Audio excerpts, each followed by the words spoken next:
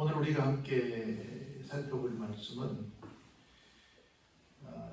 사도행전 18장 18절로부터 마지막 28절까지 말씀인데, 계속 바울이 선교의 여행을 이곳저곳 옮겨 다니는 여정 속에 한 부분을 우리가 보면서 함께 은혜를 나누고자 합니다.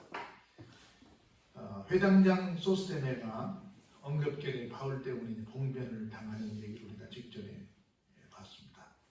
그래서 그 갈리오가 아가야 총독을 했을 때 이게 너희들의 문제면 너희들이 알아서 해라 라고 하는 현명한 판단을 잘 내려서 바울은 더 이상 구속되거나 어려움을 당하지는 않았지만 바울을 지지했던 사람들이 오히려 또 봉변을 당하게 되는 일이 있었는데, 그 이후에 바울은 어떤 여행을 하고 있는지를 살펴보는 말씀이 오늘 본문의 말씀이 됩니다. 그 사람들은 그 바울이 어떻게 하기를 기대했는가, 여기 16절에 여러 날 밤을 더 바울이 머물다가 아마 그 사람들은 그래도 더 있으면서 우리에게 좀 더 좀 가르쳐 주셨으면 좋겠다 하는 기대를 가지고 있었지만, 또 바울은 다른 데로 가야 되기 때문에 또 떠나게 됩니다. 형제들과 작별하고 거기서 배를 타고 수리아로 건너가게 되는데요. 그때 지난번에 말씀드렸던 것처럼 바울과 같은 업을 가졌던 브리스길라와 아굴라가, 어차피 이 사람들 로마에서 나왔잖아요. 이달리아에서 나와가지고 여기 와서 자기를 잡았는데, 또 특별히 여기가 완전히 자기들의 터전이 아니니까 그럴 수도 있겠지만, 그것보다는 제가 볼 때는 이제 전적으로 바울의 사람들이 되기 위해서 바울과 함께 떠나는 걸 볼 수 있습니다. 그래서 함께 브리스길라와 아굴라도 떠나게 됩니다. 앞서 제가 여러분께 말씀드렸던 것처럼 다른 데는 남자가 아굴라이기 때문에 아굴라와 또 부인 브리스길라 이렇게 말해야 되는데, 처음에 소개할 때 18장 2절에서는 그렇게 했지만 여기서부터는 브리스길라가 먼저 나오고 아굴라가 뒤따라가고 보면서, 흔히 우리가 이 부부를 부를 때마다 브리스길라와 아굴라 이렇게 말하지 아굴라와 브리스길라를 잘 말하지 않습니다. 여기도 그렇게 말하고 있는 걸 보면 훨씬 더 믿음에 있어서는 부인인 브리스길라가 더 크지 않았었을까 하는 기대는 어떤 예측은 해봅니다. 그럼 왔어요. 근데 바울이 어떤 일인지 일찍이 서운한 바가 있어가지고 겐그레아에서 머리를 깎게 됩니다. 우리 특별히 머리를 깎는다는 건 뭐예요? 어떤 의미가 있어요? 어떤 특별한 결단의 의미가 있잖아요. 뭔가 좀 새롭게 해보겠다 보고, 여자들도 특별히 어떤 심경의 변화가 있으면 하는 일이 머리를 깎는다고 그러는데, 어떤 그런 머리를 깎아서 본인이 다시 한번 결연한 의지를 보이는 모습을 18절에서 우리가 확인하게 됩니다. 그래서 에베소에 와서 그들을 거기 머물게 하고 자기는 회당에 들어가서 유태인들과 변론합니다. 그들은 여기 브리스길라와 아굴라예요. 그 사람들 머물게 하고 자기 혼자 회당에 들어가서 끊임없이 변론을 해요. 어떻게 보면 좋은 말로 말하면 바울은 자기가 실력이 있었기 때문에 사람들하고 변론하는 것이 즐거웠을 수도 있긴 하겠습니다만, 다른 한편으로 생각해보면 또 많이 부담스럽지 않겠나 생각이 듭니다. 우리 항상 하는 얘기지만, 저 학교에서 강의를 쭉 하다 보면 제가 알고 있는 걸 전달하긴 하지만 그 속에는 어떤 세상에서 어떤 쉽게 말하면 스펙을 가지고 있는 사람들이 있는지 모르거든요. 그리고 또 강의하다 보면 어떤 내가 알고 있는 것만 전하는 것이 아니라 여러 가지 다른 얘기를 많이 하는데, 혹여나 얘기하다가 또 그 속에 전문가 앞에서 문자를 쓰는 경우도 또 있거든요. 그래서 크게 당황할 때가 좀 많이 있는데, 그런 것처럼 아무리 천하의 바울이라 할지라도 변론할 때마다 좀 여러 가지로 많이 마음에 부담이 있었을 거라고 생각이 들고, 특별히 예수를 계속해서 어떤 이단의 괴수 정도로 생각하는 사람들 앞에서 그 얘기를 하는 게 쉽지 않았을 것이다. 그럼에도 불구하고 바울은 끊임없이 가서 변론하는 걸 보면 참 대단한 열정의 사람이다 라고 하는 걸 한 번 또 확인하게 됩니다. 여러 사람이 그 얘기를 듣고 더 오래 있기를 청했어요. 더 계시면서 우리랑 더 많은 말씀을 좀 나누시지요, 이렇게 했어요. 그런데 여기 보니까 어떻게 했어요? 그냥 허락하지 아니했다. 그 말은 그 사람들이 변론해서 바울의 말을 들었다는 거예요, 안 들었다는 거예요? 안 들었다는 거지. 일부는 물론 바울의 말을 듣고 그럽시다. 참 그 말씀 참 대단하네요. 아멘입니다. 나도 당신 따라서 예수 믿겠습니다 라고 하는 말도 했겠지만, 다수가 또 그렇지 않으니까 여기도 또 아닌가 봐라고 생각을 하고 자리를 옮기게 됩니다. 저는 이 말씀이 어떻게 보면 위로도 되고 또 참 이 사람들 생각할 때 딱하기도 하다는 생각이 들어요. 천하의 바울이 설득하는데도 안 된다고 한다면 다 같은 사람이 설득해서 되겠나 하는 그런 위로도 되기도 하고요. 그리고 또 얼마나 이 사람들이 참 막힌 사람들이기에 천하의 바울이 얘기하는데 이렇게 안 들을까 하는 그런 답답한 마음도 있긴 합니다. 그래서 누군가가 어떤 이 조언이나 재언이나 또 권면이나 특별히 복음을 전하는 이런 일들에 있어서 그 얘기를 그냥 순순히 받아들인다는 것은 대단히 큰 복이다 하는 생각을 또 개인적으로 해봅니다. 작별하여 이르되 만일 하나님의 뜻이면 너희에게 돌아오리라 하고 배를 타고 어디로 가버려요? 에베소를 떠나서 다시 가이사랴에 상륙을 합니다. 그리고 올라가 교회의 안부를 물은 후에 안디옥으로 내려가게 돼요. 얼마 있다가 떠나서 다시 갈라디아와 보르기아 땅을 차지로 다니며 모든 제자를 어떻게 해요? 굳건하게 했습니다. 두 가지예요. 안 가본 곳도 열심히 가고 또 이전에 갔던 곳들은 다니면서 뭐해요? 제자들의 믿음을 굳건하게 하는 일을 계속합니다. 그러니까 어디 정착하지 않고 계속해서 열심히 이곳저곳을 다니는 모습을 볼 수 있어요. 우리도 정말 복음을 전하기 위해서 더 열심히 이곳저곳을 많이 다니볼 필요성이 있다. 그래서 물론 한 군데 열심히 공략하는 것도 중요하긴 하지만 또 이 사람 저 사람 계속 새로운 사람들을 만나서 누군가는 또 마음의 문을 열고 하나님께서 예비된 영혼이 있을 수 있기 때문에 받아들일 수 있는 사람들이 있기 때문에 이렇게 바울처럼 끊임없이 포기하지 않고 계속 여기서마다 해도 저리 가고 또 저리 가고 저리 가는 그런 열정을 좀 가졌으면 좋겠다는 생각이 듭니다. 근데 우리는 어느 순간부터 좀 안주하려고 하는 마음들이 있어요. 좀 편안히 있으려고 하는 여기가 좋사오지 않은 마음들이 있는데 적어도 복음을 전하는 일에 있어서는 좀 안주하지 않고 끊임없이 계속 새로운 곳을 향해서 좀 도전적으로 나아가는 그런 자세가 우리에게 필요하지 않겠나 이런 생각을 해봅니다. 그래서 우리 모두가 정말 전도하는 일에 선교하는 일에 열정을 다했으면 좋겠다. 그래서 좀 여러분들이 돈을 벌어서 좋은 말로 어디에 쓰시려고 그러십니까? 그만 되면 열심히 모아서 어디 전도하러 오지도 가기도 하고 또 더 여건이 되면 해외도 가기도 하고 어디든지 복음을 전하기 위해서 내가 한번 가서 한번 해보겠다 하는 마음으로 가서 우리 그런 말씀 있잖아요. 전하는 이가 없으니 어찌 믿으리요. 전하는 이가 있어야 믿지 않겠습니까? 그래서 부지런히 바울처럼 가는 오늘날 이 말씀을 보면 코로나는 어떤 핑계대고 우리가 얼마나 많이 못 움직이고 있어요. 못 움직이는 것 가운데 전도의 발길까지 못 움직이면 되겠다.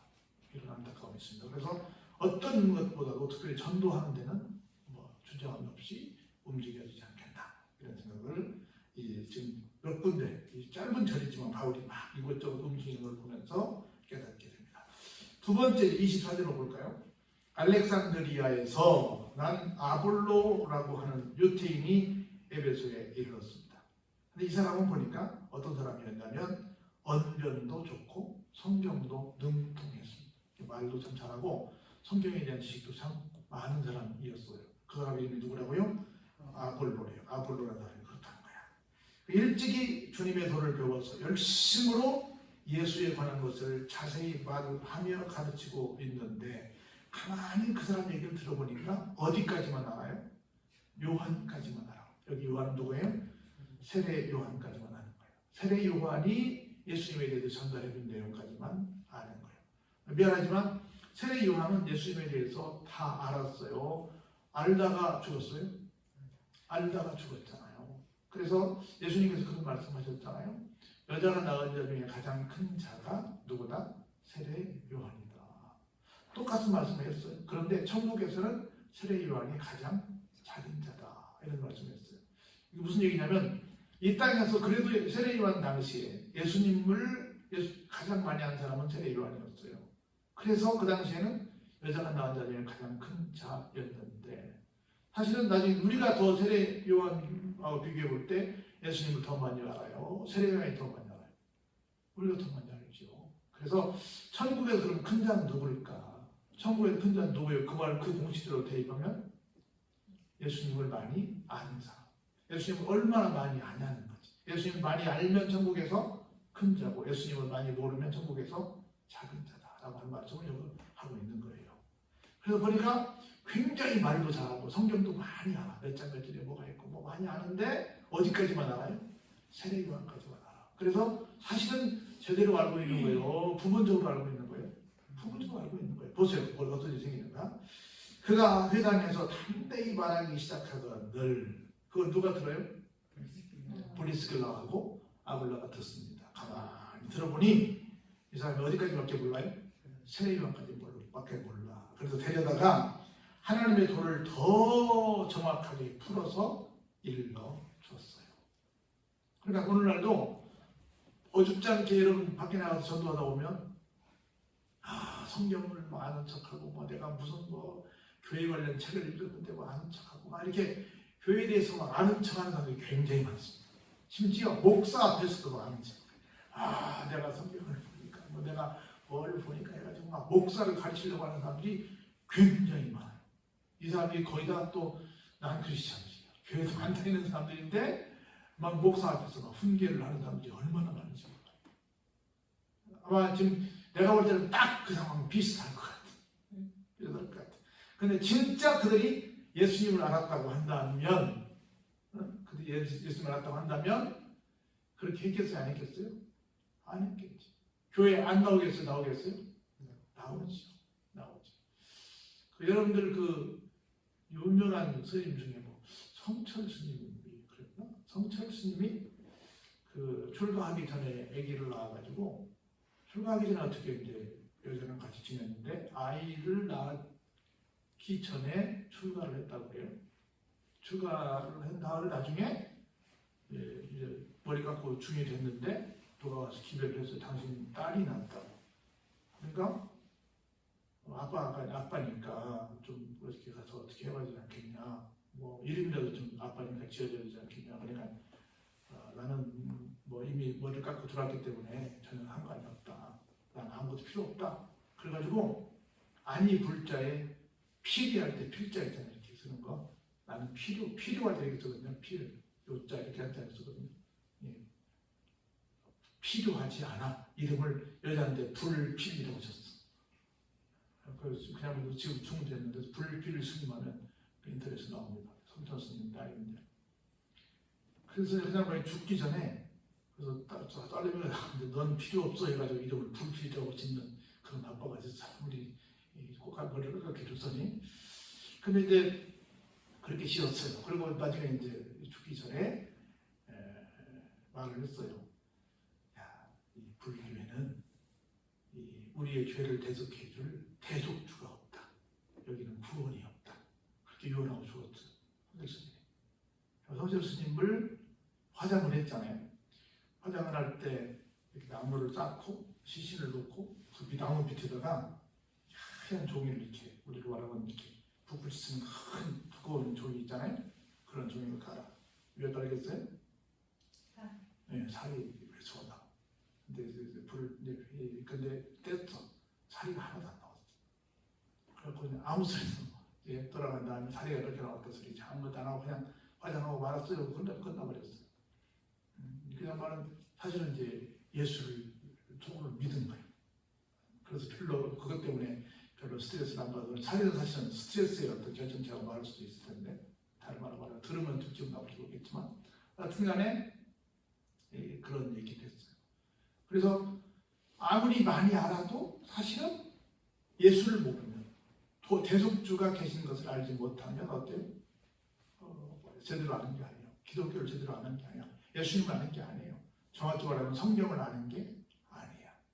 근데 오늘날 수많은 이단들이 또 많은 막 목사 앞에서 훈수를 하는 사람들까지도 이들이 정확하게 예수를 안다고 한다면 그렇게 경거망동하겠어요?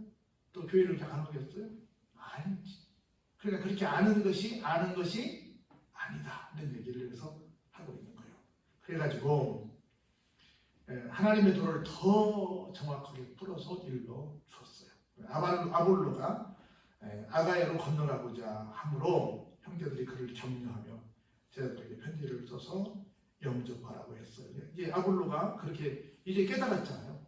그래서 아가야로 이제 건너가고자 할 때 지금 이 사람이 이제 막 지금까지는 자기가 성경도 많이 알고 있고 뭐 말도 잘하고 하니까 자기가 초대를 알았는데 이제 처음 정확하게 복음에 대해서 잡혔으니까 여러분들이 그쪽으로 건너가면 그쪽에는 성도들이 이 아볼로를 잘 받아가지고 계속 신앙이 성장할 수 있도록 정확하게 지도를 좀 잘 해주라고 특별히 부탁에 글을 편지를 쓰게 됩니다.